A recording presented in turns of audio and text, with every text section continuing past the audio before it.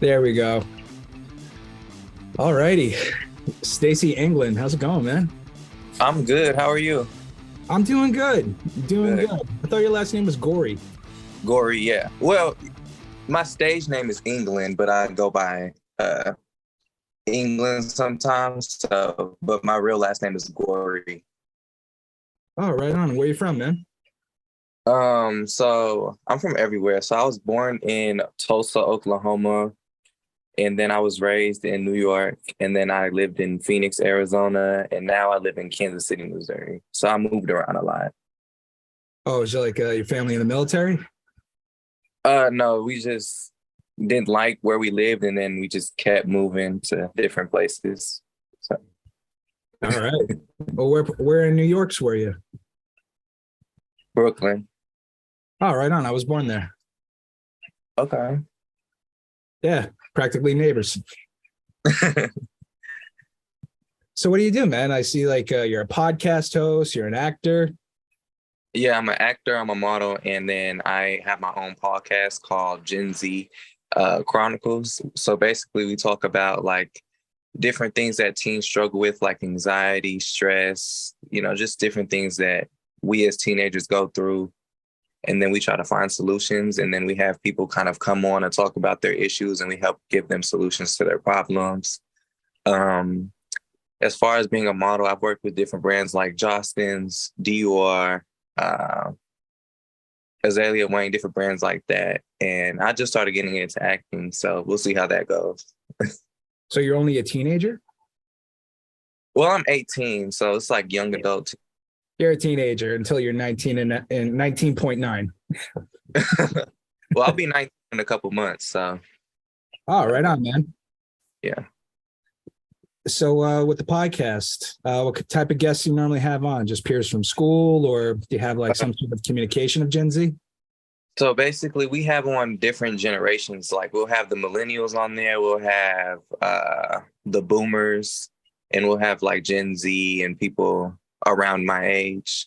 And then sometimes we'll mix in between the two. Sometimes we'll invite millennials, Gen Zs, or boomers and millennials, or yeah, we'll just alternate different, in between different generations. And then we talk about like different things that they see, like the millennials point of view on a Gen Z individual and like the problems they have with them, and then we'll kind of like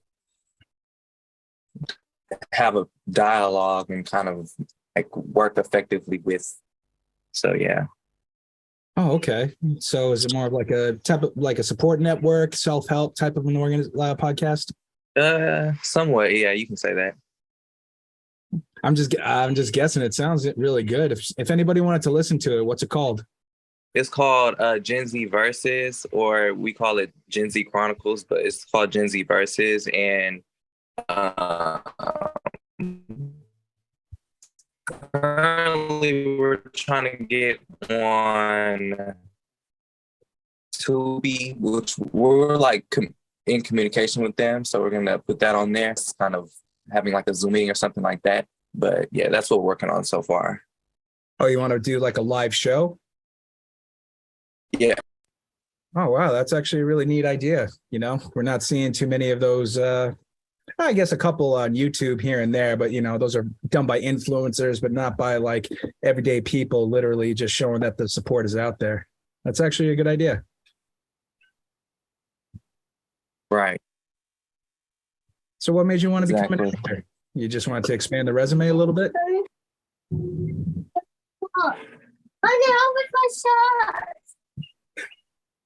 So yeah, I've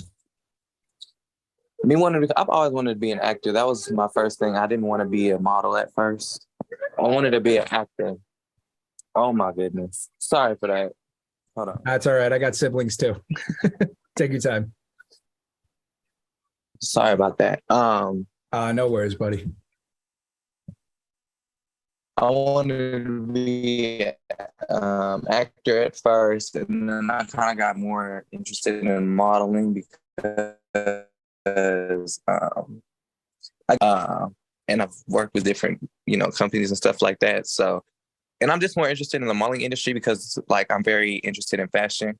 On my Instagram, I have a lot of followers because of how I dress and things of that nature. Okay. So I kind of dive to that specific aspect to kind of like expand that side of my creativity and that side of my portfolio. So yeah, and I'm trying to get more into the acting scene, but it's kind of difficult nowadays. It's not as easy as it used to be, but yeah.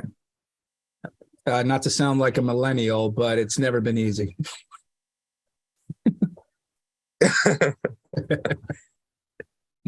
Yeah, But no, I that's feel you, true. man. Did you have like any like designing ambitions where you want to create your own clothing Yeah. line or anything like that? You did. All right, talk about that. Yeah, so not necessarily like being the actual designer, but kind of the creative director behind it. Kind of like coming up with the ideas because I'm not really crafty, artsy type of individual where I can get my hands dirty and make the stuff. But I have like a lot of ideas, and then I can put that into like, I can probably like write down exactly what I want to do with it, and then have somebody recreate that idea because the outfit ideas that I have like in my head, I've worn them because I've also had a couple of designers locally create like some of the outfit ideas that I had, and um, everybody loved it. So, and it's never been done before in fashion, so I think I can be a great creative director for my own brand as well. Oh, there you go. And I remember like when I was actually 19 as well, like I've done a couple of runway shows just to kind of get my feet wet and just get a taste of anything that exists. But it was never like anything like too Right. original. It was like literally like groom attire, wedding photography, things like that. I was always a groom in almost everything I've ever shot. Yeah, I do a lot of what do you call that? Like in suits necessarily. Like I've worked with just last week I was working with Macy's for their prom show or whatever. Oh, Yeah, definitely. I don't know. Perfect time They for just it. like the yeah. Yeah. So you wore one of their suits off the shelf and just pretty much like worked on what they're trying to push. Yeah. Basically. Oh, very It good, was like man. a whole thing. It was a whole thing. We had to do like a Cinderella shoot thing, and then we had to do mannequin modeling, and then it was like the fashion show. It was like the whole 9 yards. They had everyone there, and yeah, it was pretty fun. Oh, right on, man. All Yeah. right, so you started to get your feet wet in a couple different areas, and as far as like your acting ambitions, do you plan on going to college or like a conservatory to expand? Uh, for college, I was gonna go to a university that specializes in entrepreneurship, but I was also going to work uh, in my modeling and acting field while I was in school as well. And we've discussed with like the administration, and they're very comfortable with that as long as I communicate that or whatever. So um, I I already see myself just working a lot, and then I'm gonna move to a different city that's more diverse in both of those fields, the acting and modeling, so that I can work local New York or Chicago or LA um, to to work as an actor or model and whatever I do. So I can just do it locally rather than having to travel 3,000 miles to a different state. Did you have any family like that were in the industry before? Like somebody kind of inspired you to become the entrepreneur? Uh, the entrepreneur part, my mother, she's an entrepreneur. When it comes to the acting and modeling, I've never had anybody in my family do that. So, yeah. No, so you're the pioneer. Yeah. What would your Pretty mother cool. do as far as like what kind of business does she run?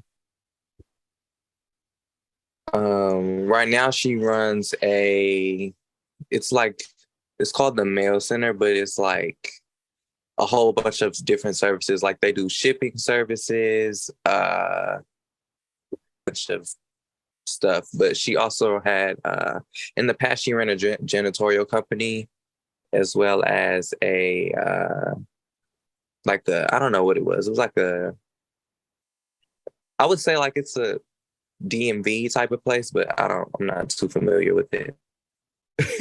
Whatever she did was her business, and you just mind your own, right? Right. I know the feeling. Yeah, I never got involved with my parents' businesses either. Yeah, it was not. I just wanted to be a kid. That's all. I didn't want to really deal with that. Don't ever grow up. Even as you go out throughout your 20s and you hit your 30s, you could be responsible, you could be an adult, but if you could keep that creativity alive, don't grow up. That's the best advice. Right. Yeah. I was kind of curious though, like when I was reading up more about you, you had mentioned that you were a big fan of the recent movie that just came out, The Menu. Yeah, The Menu. Yeah, I love that movie. Yo, I was taken aback when I watched it. I had to put my phone down and really pay attention, but that was not what I expected it to be. I really thought it was gonna. I didn't think it was gonna be burnt, similar to like what Bradley Cooper did. I knew it was gonna be different, and I did not see a single trailer before just turning it on. But why was that such an appealing film for you? Right. The whole storyline was just all over the place, which was kind of interesting. Also, one of my favorite actresses is in the movie, and usually every movie that she's in, it's great. Anya Taylor-Joy, however you say her name. So it's always interesting to watch her character and just how everything played out.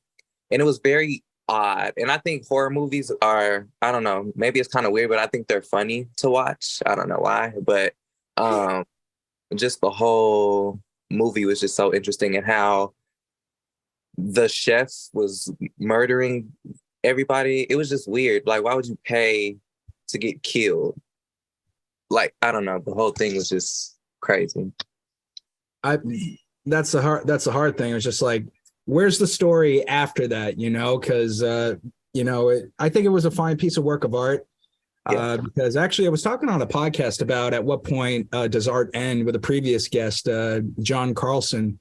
And he really opened up my mind during that conversation, where he did say, to the artist's credit, where he had to ask the question is it done?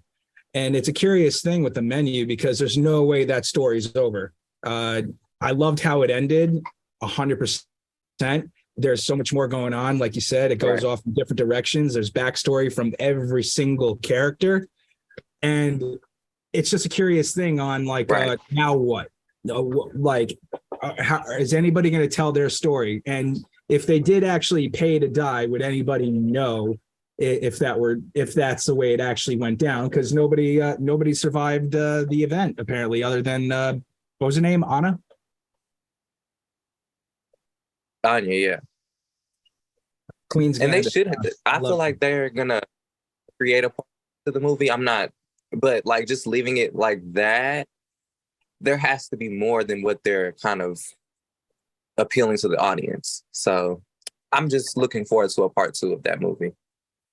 I would actually like to know, because she was a very mysterious character. She didn't have much of she had a backstory, but it didn't really show her story in this context. Like, does she go back to the life she lived, or is that pretty much it? Where it's more of it's more of just like a book where that was it. I don't know. Hopefully, we will find out more. Hopefully, there's more to the story that they're not telling us, or I don't know. I hope this becomes. I think there's a book behind it, but I'm not too sure if there is or not. But I feel like if there's a book behind it, there's more to the story, and they're kind of just making this a part 1 rather than a part 2. I don't know, but we'll see. Hopefully. Well, because now we have 2 women who survived that event. We had Anya's character that was there, and the woman that was supposed to be the date that was a no-show. Right. So we got 2 survivors. Guess we'll never know until we get more press release. I hope so. And not gonna lie, the food was delicious, or at least it looked really good. I wouldn't want to go to the island to actually experience food that way, but I wouldn't mind one day actually experiencing food instead of just going out and eating and then just going home like it's a regular day. Right. And the food portions were very small, which that's very common in like very upscale restaurants. Just small, tiny portions of food. So I don't know.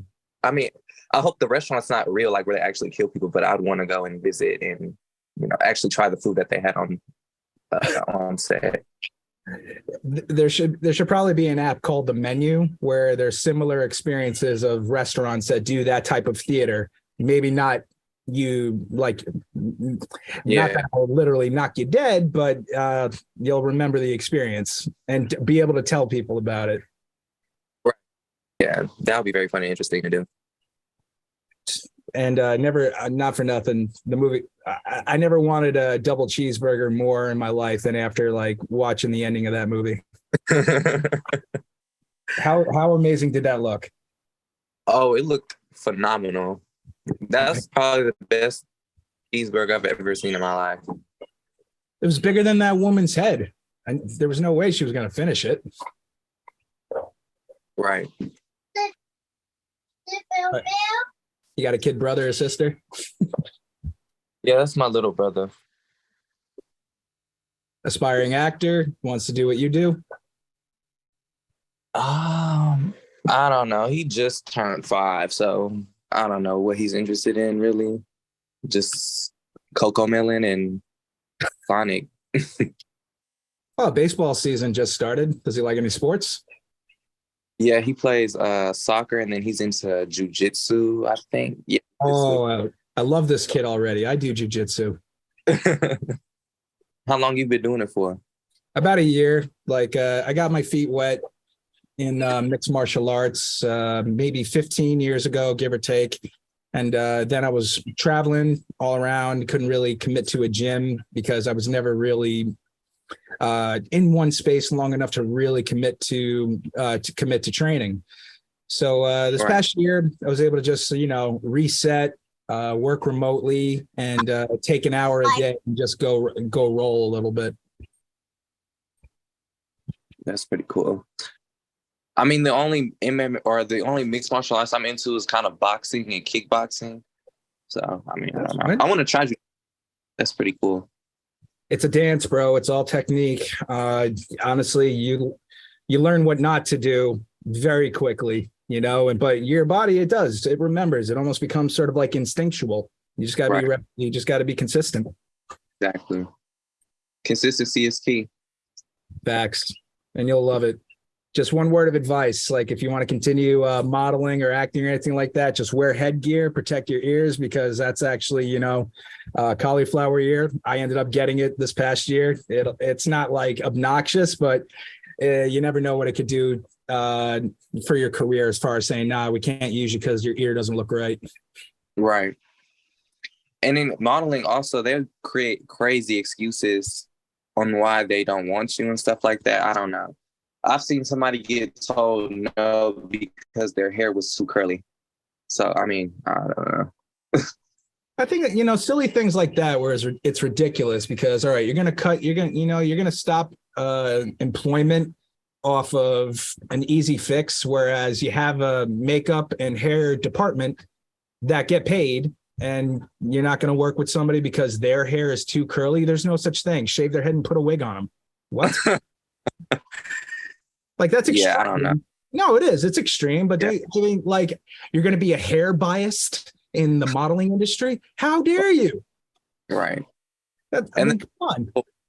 Body positive supposedly, and they talk about inclusion, but yet there's all these things, and then everybody gets cut or they're not accepted in the casting because of a small detail.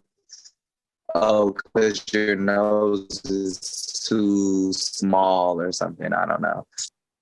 Well, there's lenses that a photographer could actually adjust the portion of your head and dimension wise, where honestly, these casting directors, no offense, I don't disrespect casting directors, but you ever think maybe that, we're not interested in your unsolicited feedback, whether it's yes or no? Okay, not what you're looking for. Okay, but you got to toe the extra step and say why. Come on. Mm-hmm. Yeah, they don't like to say why. I don't know, but I don't know. They're probably doing you a favor, and it probably just doesn't matter because I can't imagine the pressure. Like they're the middleman. A lot depends on them finding the right person for the gig and their future work. If they're an unreliable source of an archive of accessibility to people, it can be really tough. Yeah. I don't know. I just hope the industry changes in a way where they're a little bit more accepting than what they were. I mean, they're a little bit more accepting now of like different body types and stuff like that. But like just small details, I don't really think that they should be counted against towards that. I don't know, but they need to fix that. That's my. Welcome to Happy Corner. This project strives to make safe housing areas for stray cats at an affordable price. It's so easy to put together that even your children could have fun making one. Help keep cats and other animals safe with their own little Happy Corner homes. You can help this project become a reality by donating to the GoFundMe page. Happy Corner homes are a great way to show those animals in need it's okay to be happy.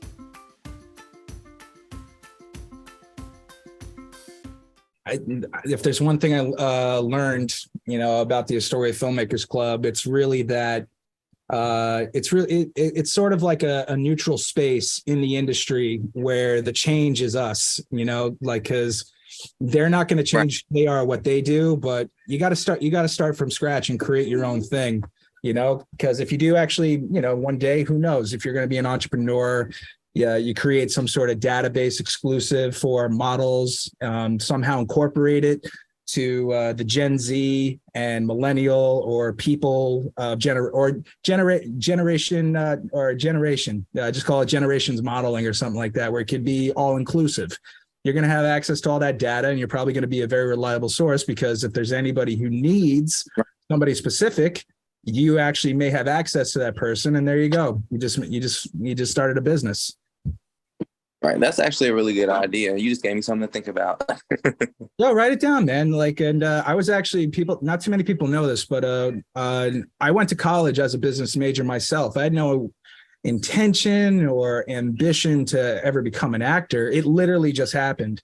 It wasn't really in my, like the industry of what I would be in.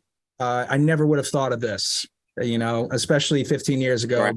If you were to know where you're going to be in 15 years, I never could have imagined it to be what it is today.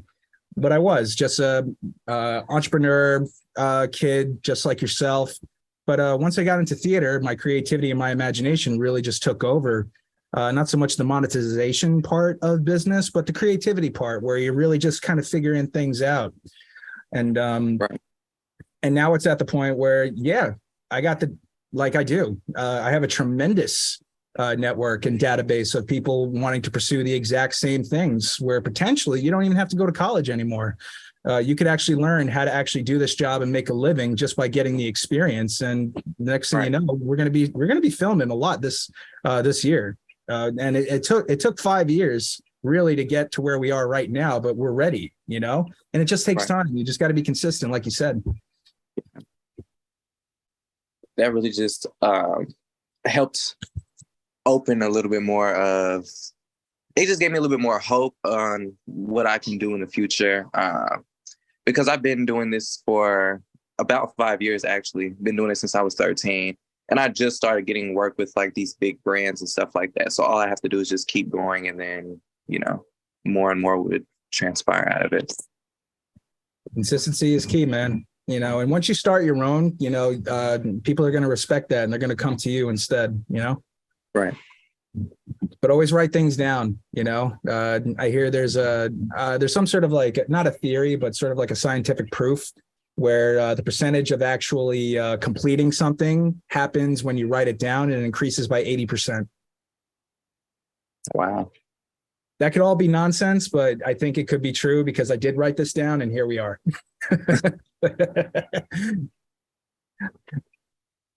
That's true.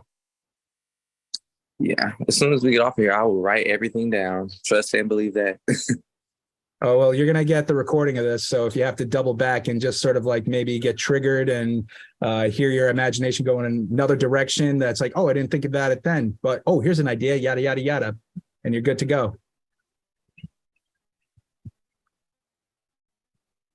All right.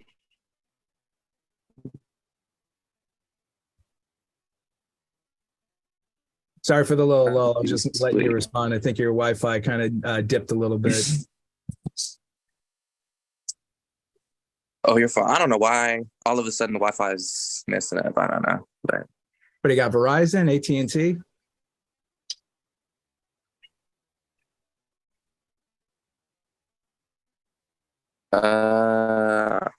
What do I have? I think I have AT&T. Yeah. That's all right. Well, you're still coming in through. Sorry about that. Oh. But no, you're coming in clear. It's okay. For the most part, you're coming in clear. And if not, we'll just fix it in post. Okay, cool. Well, but Stacy, I'm curious, man. Like, what about ever creating your own work? Do you ever see yourself as an actor doing specific roles? Not to be typecasted, but the type of work maybe you think may represent the things you stand for, whether it's a protagonist, antagonist. Yeah, I think I'm more of a protagonist, but I think the perfect character for me to play is a very quiet but like super sarcastic type of person. And just very mellow, kind of like a sarcastic but like happy version of Jenna Ortega, a male version of Jenna Ortega. I think that would be like the perfect character for me. Because my voice is, where my facial expressions and my voice are very kind of, they're very stale at times. Like I'll be super happy and I'll just sit there. Character for me. You're anything but stale, buddy. No way. Come on. It's unique. No, it is like if you kind of see yourself being the comic relief once in a while, like what about, do you have like a favorite actor of all time? Let me think, because I have a lot of favorite actors and actresses. What is his name? I like, oh my goodness, Adam Sandler. I like him. I like Michael B. Jordan.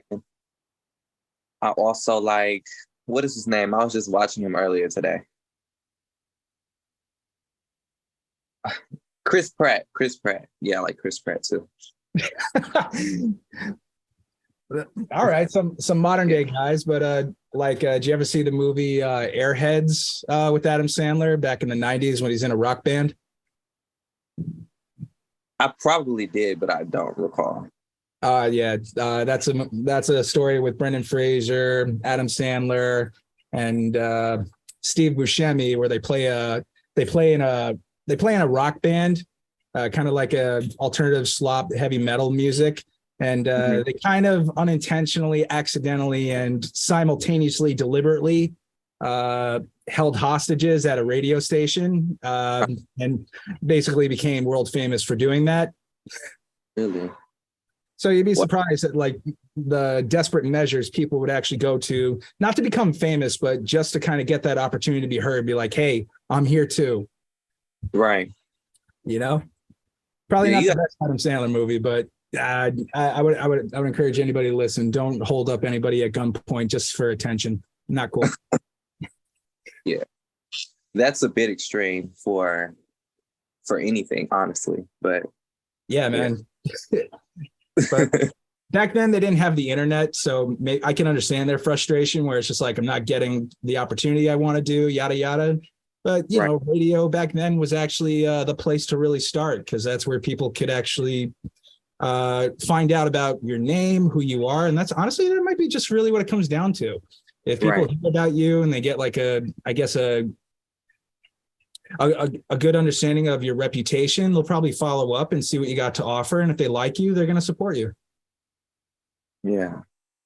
And I always thought that radio was, because I was on the radio just recently. It was a radio station in LA. I think it's called The Fish or something like that.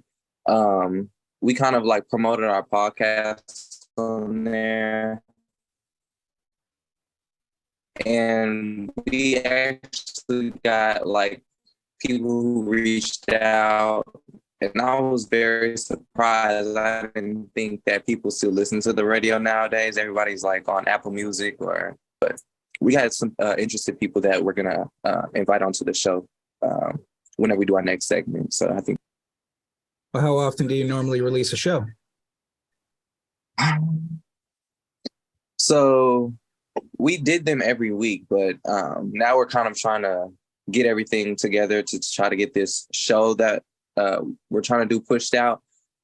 We're actually trying to do like an actual sit down podcast in the studio, and we're actually trying to have like actual guests come in so we can have like, you know, like real life interactions in person, so we can get people's actual reaction and, you know, actually have a good dialogue without having all these errors and interruptions and things of that nature.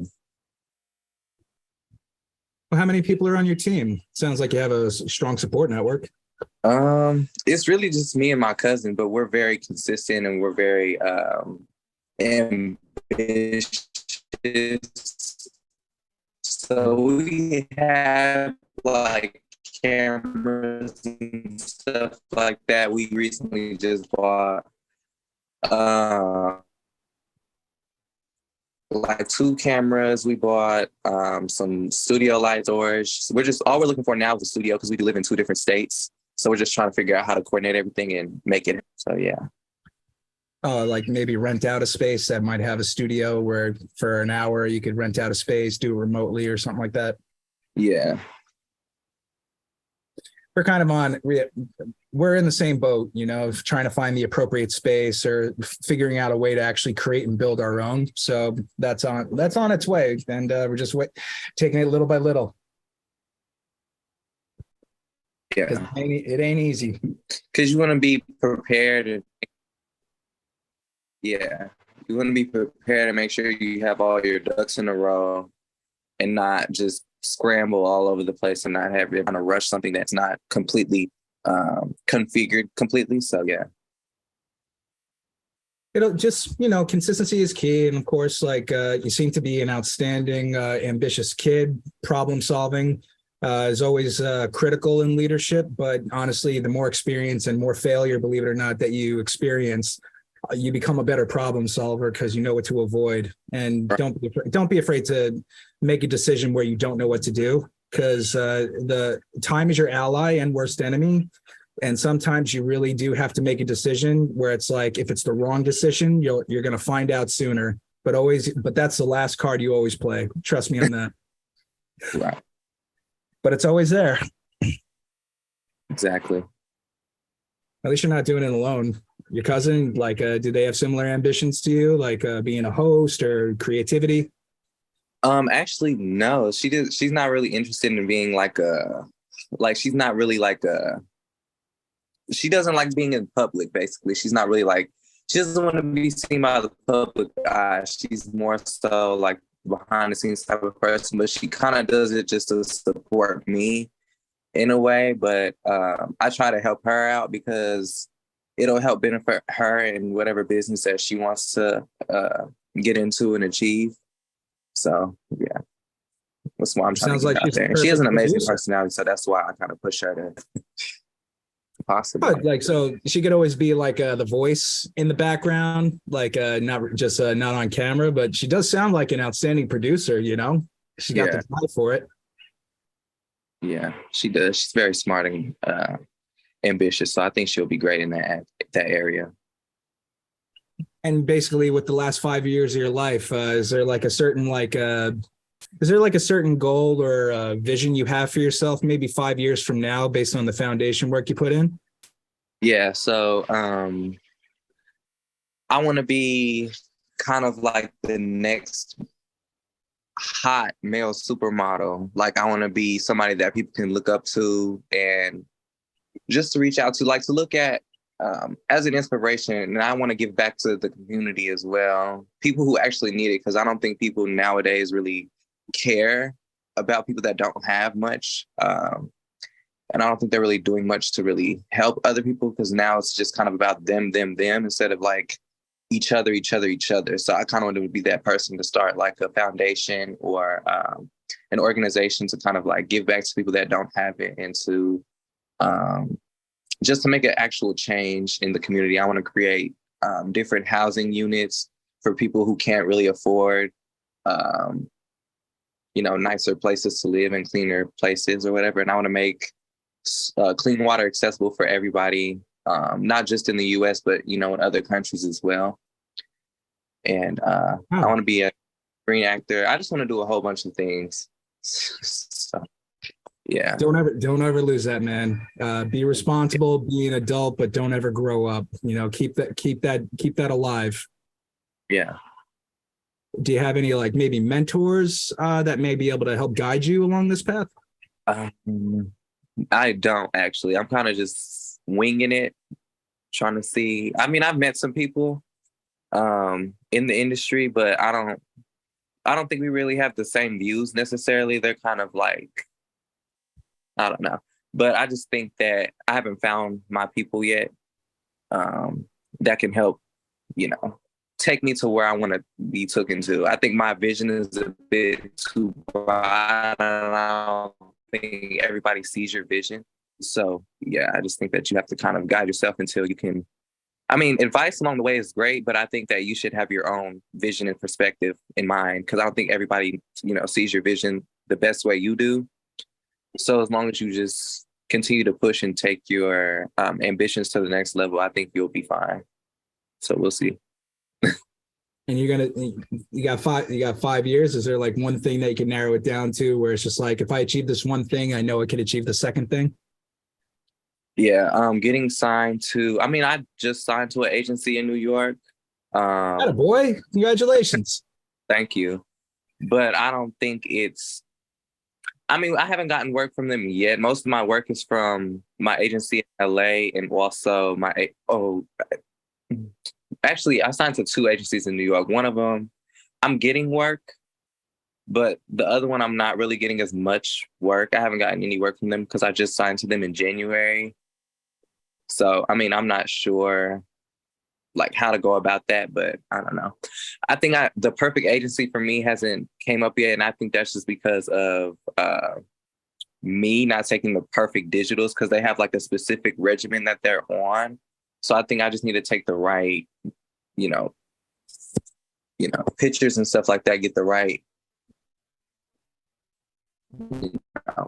paperwork to send in so that I can get accepted to the agency that would be a best fit for me. So that's like an expense to you, where you got to be the one who hires the right photographer? Yeah, because where I live now, they're not too experienced on high fashion Polaroids or anything like that. So the work and the digitals that I need to send to the agency won't be what they're looking for necessarily. It would just, the quality is not there. And I don't think that, I don't think they know what they're going to be able to do, or that they don't know how to achieve what I'm asking, is what I'm trying to say. So, yeah. So you got high standards. Yeah, when it comes to my work, yeah, I have high standards. Well, could we have seen you like maybe in a catalog or anything like that?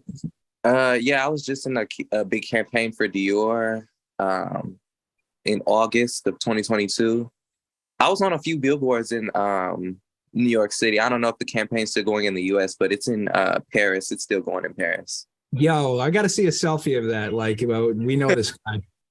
Yeah, I missed the one in New York. I was actually like a few days late, because the last billboard was February, I think 10th, and I went out there the 14th for Fashion Week, so I missed that one. I should have went out there earlier, but we actually had our that's right, Fashion Week. We actually had our film festival that weekend. Really? Okay. Yeah, we took some risk this year just to see if we could do it, and I'm really glad that we did, because we did decide as a team on what to try, because at least we know that we're capable of doing something, and that's what I meant before about finding out sooner of whether or not it works. But we were in a very comfortable position to give it a shot. And Right. it did. I think it really worked out. And coincidentally, no, not a coincidence. I did it on purpose. I did it on the third year anniversary of the incorporation of the club. So it was on our third birthday. We got a film festival under our belt, and we're actually already in early submissions for 2024. Awesome. Okay, that sounds cool. It's not that bad. You didn't by chance get it? Did you see anything on our website? I seen something when I was in Los Angeles. Because I had visited you guys' website like a few months ago, actually. So I probably did, but I just don't recall. But Nah, believe like I'm rebuilding it almost every day. I come up with a new idea and like maybe fix this, try this, yada yada. Yeah. It'll never be done being designed, but it's fun. It keeps me busy. Good. Staying busy is the best thing. I love being busy. Yeah, progress. Am I right? Yeah.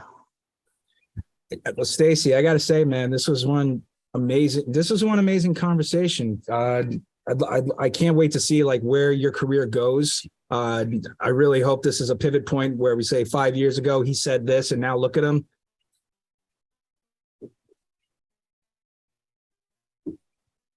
And that's when he froze, ladies and gentlemen. Darn it. Oh, there he is. You hear from me. Trust. Last time you hear or see me, so you will see more of me. I'm looking forward to it, man. But Yeah. I'm curious, as far as an artist, like you mentioned, like designing like certain styles or having the vision for something. It's a curious thing because I think cinematically, but when you drop that down to like just one image, the craftsmanship behind all that, do you try to like tell a story where there's certain, not just lighting, I'm sure, but is it more about the wardrobe that really tells a story in the fashion industry?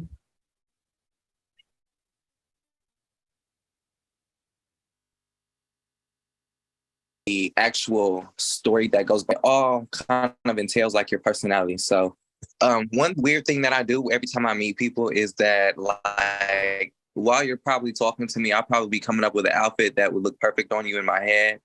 And while you're talking to me, That happened. No, yeah, like that happens every time I hear a song. Every single time I hear a song, I just think, oh, this would be a really cool action sequence or like a table date, or it could be anything. But no, that's cool, man. You might be a director. You very well have the imagination of a director.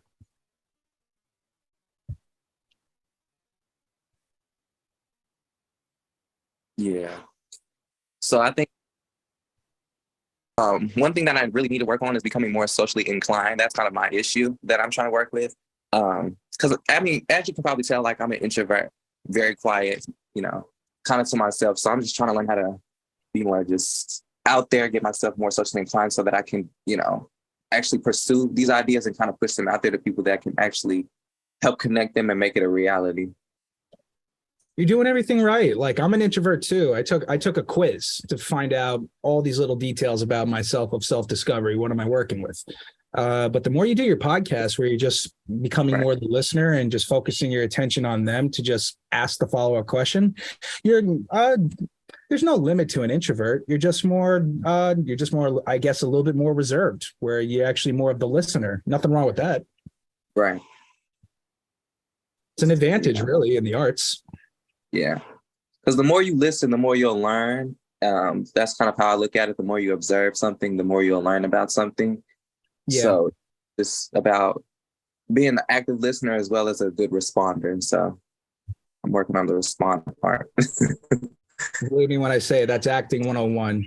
Maybe you should give stand-up comedy a try, or try. Honestly, theater would be the best decision any performer could make. You just got to do a play. Yeah, I did one back then. I only did one. It was back in fourth grade. I actually did pretty good. I was actually surprised that I did that. And I knew all the lines. It was like 100 pages of lines that we had to learn. And I was just so surprised I did that. So, I mean, that actually helps though. But I need to do more. No, I hear you. Like, I grew up with a reading disability. You know, I couldn't sit down, couldn't read, could barely write an essay. English was my worst subject. I was obligated to be in special ed because of that. But you know, God bless theater, God bless comedy, especially. Then all of a sudden you realize you're not alone. You don't have anything to worry about, and then it becomes a game. It becomes fun. So you have the ability. Definitely you. Everybody has the ability, but just the manner in which you execute just might not be. Just not might not be other than actually embodying the words. Right. Yeah. Everyone's different and has their different talents and ways to learn, but I think everybody's capable of doing, you know, great in whatever they're interested in. 100% agree. Couldn't agree more. But it takes, honestly, it just takes time. You know yourself, and you got to be brave and just go for it. Yeah, absolutely. I'm curious, Stacy, like before we kind of wrap things up, like there's always been like maybe the right words at the right time, where a lot of celebrities would actually have been told something by a mentor, somebody they respect, that always carried with them to be who they became. And my curiosity is whether or not you have words of wisdom for somebody else, or did anybody give you like an encouraging word that stuck with you up to this time? Actually, this one lady that when I first started modeling, she was a French photographer and stylist. And she taught me this phrase. And then like over the years, it kind of stuck with me. And it was elegance, which means patience is elegance. So basically, you just have to let it sink in. But just the more patient that you are, it just shows gracefulness, you know, class that you are with them. And that's very effective in this industry. So just that word of wisdom right there is just, yeah, it's in my Instagram bio and everything. Like, that's what I stand for. Patience is elegance. Patience is elegance. Yeah. That's nice. Yeah. Heard a couple similar things where, you know, patience prevails and other ones, but actually there seems to be like a class, like a very unique like status of elegance, you know, where, you know, it's like it's something a little bit more special. Right. That's great words of advice, man. Who was the lady that gave that to you? Her name was I don't know how to say. Darn it. She's a French last name. It's like shout out. And I don't know how to pronounce her last. Yeah. And I don't know who she is. If you email it to her, we'll give her a shout out when we fix all this stuff up in post. And I gotta say, like, I really respect you, kid, and I'm really excited for you to go to college. Believe me when I say this, don't take out a student loan if you don't want to make 10 times that amount of money in a year. All right? Trust me on that one. But don't ever give up on your dream, and don't let anybody stop you. Because I'm sure you're capable of doing it. I mean, what's good? Because I have a scholarship, so I'm. Oh, get out of here. Go exactly. Go have a blast. Go crush it. I will. Thank you for having me. Yo, I can't wait, man. We'll see you on the other side of the Astoria Filmmakers Club. We got, as you know, we got the private Facebook group. We meet up every Wednesday, and we're going to be releasing this podcast ASAP. And I'm really excited for you, Stacy. Thank you so much for coming on the show. All right. Thank you for having me. Talk to you soon. Ciao for now. Break a leg. I will. Ciao for now.